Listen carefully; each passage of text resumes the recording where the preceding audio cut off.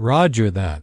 We hear it in movies, we hear it from airline pilots, and you have probably even used it in a text message to a friend. It is the universal shorthand for "I understand."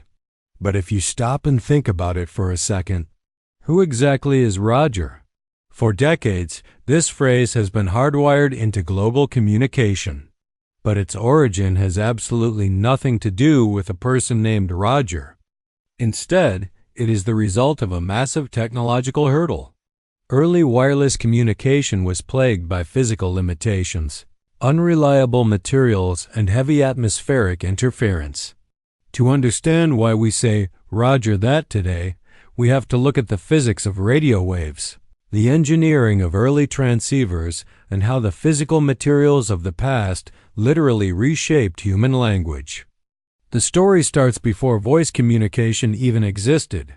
In the late 1800s, the world ran on the telegraph. Operators sent messages using Morse code, and to save time, they used shorthand. When an operator received a message perfectly, they would just tap back the letter "or," which stood for received. But in the 1930s and 40s, we made the jump to voice radio. Suddenly, we weren't just tapping keys. We were transmitting human voices across oceans and battlefields, but there was a major problem: the hardware. Early two-way radios relied on fragile glass vacuum tubes and amplitude modulation, or AM radio waves. By its very physical nature, AM signals are incredibly susceptible to electromagnetic interference. Everything from lightning storms to the metal engine block of an airplane would disrupt the signal. The audio quality was incredibly poor, buried under layers of heavy, physical static. This hardware limitation created a critical engineering bottleneck. If you said the word "understood" over a 1940s radio, the soft S and TH sounds would completely vanish into the static.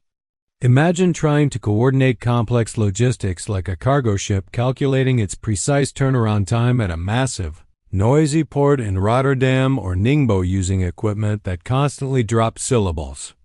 A misheard word could result in a collision or a massive supply chain failure. To solve this, the military and aviation industries created the phonetic alphabet, assigning a clear, distinct word to every letter.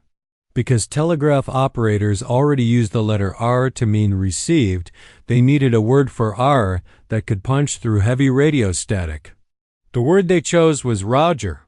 It has sharp, hard consonants and resonant vowels that the human ear can easily detect. Even when the audio frequency is heavily compressed or distorted by a failing vacuum tube.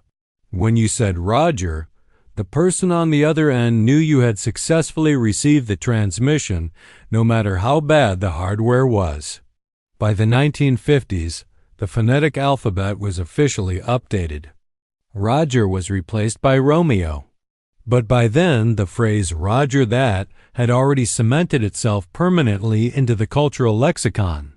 Today, the physical materials we use to communicate have completely transformed. We no longer rely on glass vacuum tubes or static-filled AM waves. Our communication infrastructure is built on highly engineered silicon microprocessors, digital signal processing, and low Earth orbit satellites. We can transmit massive packets of data with flawless clarity.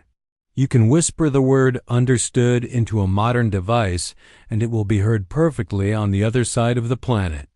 The technological bottleneck that created Roger has been entirely engineered out of existence. Yet, the phrase remains. It is a linguistic fossil, a permanent reminder of a time when the limitations of physical materials forced us to change the way we speak.